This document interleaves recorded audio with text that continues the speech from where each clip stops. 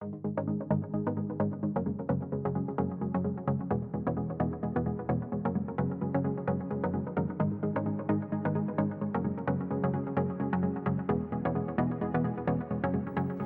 place in America do we have more unreached people and unchurched people than the Northeast. If there's a mission field in the United States, I would say unreached people group in the United States, I'd say it's Native American Indian reservations and New England. The statistics speak for themselves a little bit. 3% of the population is in church on Sunday. There's a lot of old churches that are part of history. Like if you go to Boston, you'll go on tours of churches, but if they're functioning, don't necessarily preach about Jesus. People didn't grow up going to church, and if they did, it was a liberal church. They never heard they were sinners and always heard you should love one another.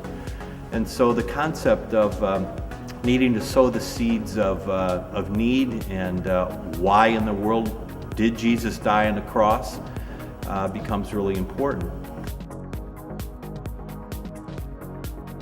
My impression the first time I was here at Hampton was that New England is hard and that people are hardened. But I really think that culture is changing here to the point that they just don't know. They're not necessarily hardened and bitter against the gospel, but it's so post-Christian that they just don't know the gospel. When I came to New England, I was told it's a mission field. You need to think of this as a mission field. 97 out of 100 people aren't in church on Sunday, right? Great. So there's a pretty big population of people that you're going to meet on the beach that have no clue. This is missional in New England. They're not just going to show up at church because you invite them, and they're not going to show up because they have a need. However, if you become friends with them, they'll talk and they'll converse, and then on a friendship basis, they'll respond to the gospel.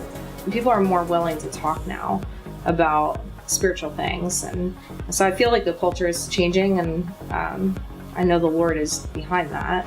They actually are incredibly interested and really want to have a dialogue to discover what authentic Christianity really is about. It's a great place to minister. You know what they're thinking, they're not afraid to tell you, and whether you ask or not, they're not afraid to tell you their opinion, and I like that about New England.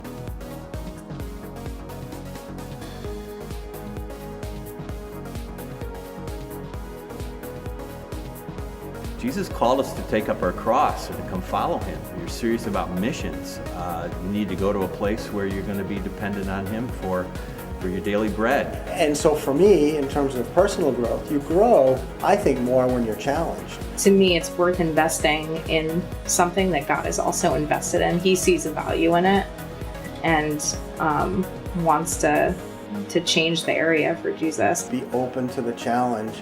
Be willing to come to New England and participate in this incredible opportunity to grow personally in your walk with Christ and minister to people in the local area and be ministered to by the local community.